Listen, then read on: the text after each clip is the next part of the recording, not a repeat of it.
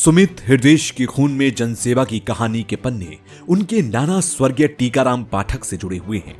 नाना टीकाराम पाठक स्वतंत्रता सेनानी थे और उनका जुड़ाव सत्य अहिंसा के साधक महात्मा गांधी से था। धीरे धीरे उनके पिता की पूरी छाप उनकी बेटी इंदिरा में आ गई। सन 1974 में इंदिरा हृदय उत्तर प्रदेश विधान परिषद की सदस्य चुनी गई और राज्य गठन के बाद राजनीति के हर पायदान पर इंदिरा हृदय कांग्रेस के झंडे की हमेशा ध्वज वाहक रही। 2002 और 2012 में मंत्री रहते हुए राज्य में विकास की किरण फैला दी और 2017 में विधानसभा की नेता प्रतिपक्ष रहते हुए आम जनता की दमनकारी भाजपा सरकार के खिलाफ आवाज को बुलंद करती रही।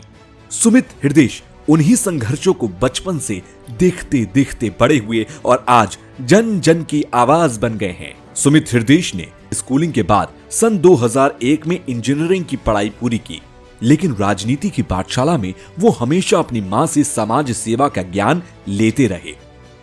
कांग्रेस में शीर्ष पर बैठी मां ने सुमित को एकदम सत्ता के निकट नहीं आने दिया और युवाओं के दुख दर्द को समझने के लिए NSUI और युवा कांग्रेस की मजबूती के लिए प्रदेश भर के भ्रमण के आदेश दे दिए।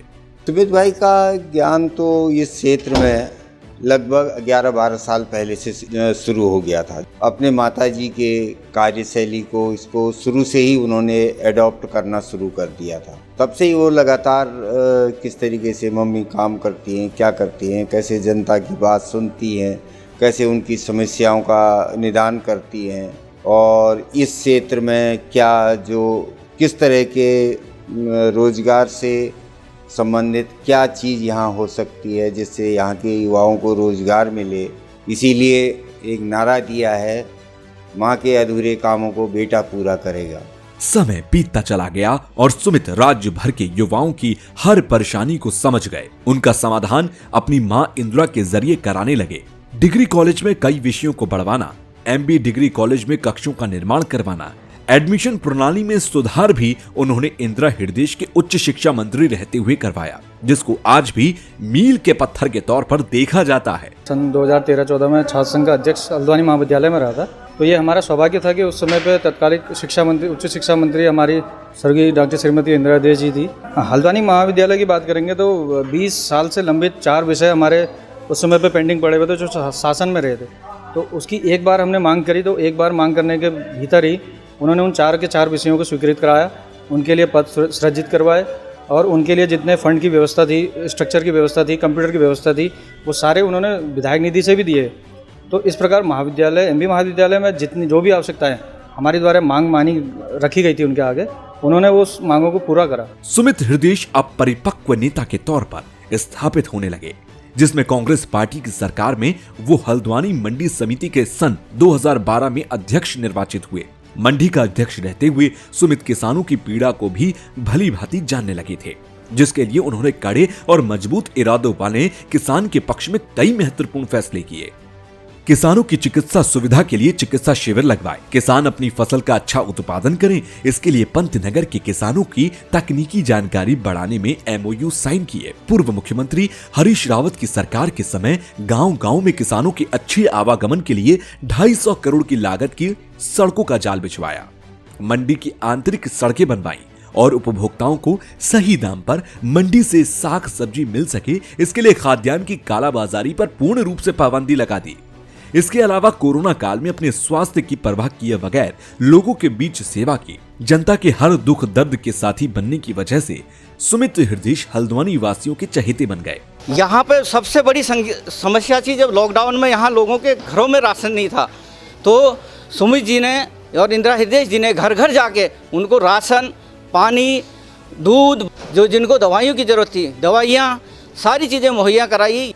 हल्द्वानी के लोगों को फक्र था कि वो इंदिरा हृदय के विधानसभा क्षेत्र हल्द्वानी के निवासी हैं, लेकिन कुदरत को कुछ और ही मंजूर था। राज्य की आयरन लेडी इंदिरा हृदय का सन 2021 में अचानक निधन हो गया।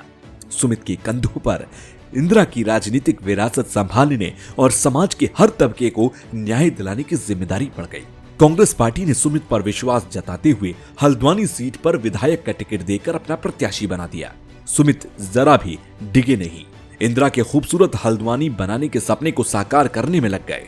हल्द्वानी वासियों के लिए आईएसबीटी की सौगात को पूरा करना, नजूल भूमि को नियमितीकरण का तोहफा देना, दमू आदुंगा में जमीन का मालिकाना हक दिलाने, मलिन बस्ती का उद्धार करने, हर व्यक्ति को रोजगार, महिलाओं के लिए स्वावलंबी बनाने की योजना, पेयजल और ट्रैफिक व्यवस्था की समस्या का निदान, ऐसी सैकड़ों योजनाएं उनके मन में बसी हुई हैं। इसके अलावा क्षेत्र की हर समस्या के निदान के लिए सुमित ने उनके समाधान का संकल्प लिया है।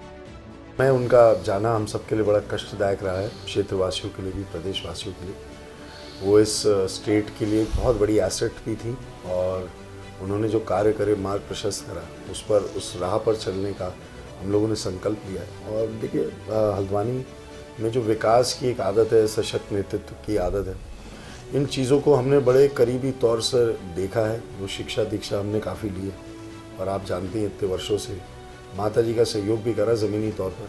तो इसलिए ये जो सारी चीज़ें हैं वो सब संयुक्त तौर से मेरे को लगता है कि हम उस मार्ग पर आगे ले जाने का काम करेंगे जिस पे जो राह इंदिरा जी ने दिखाई।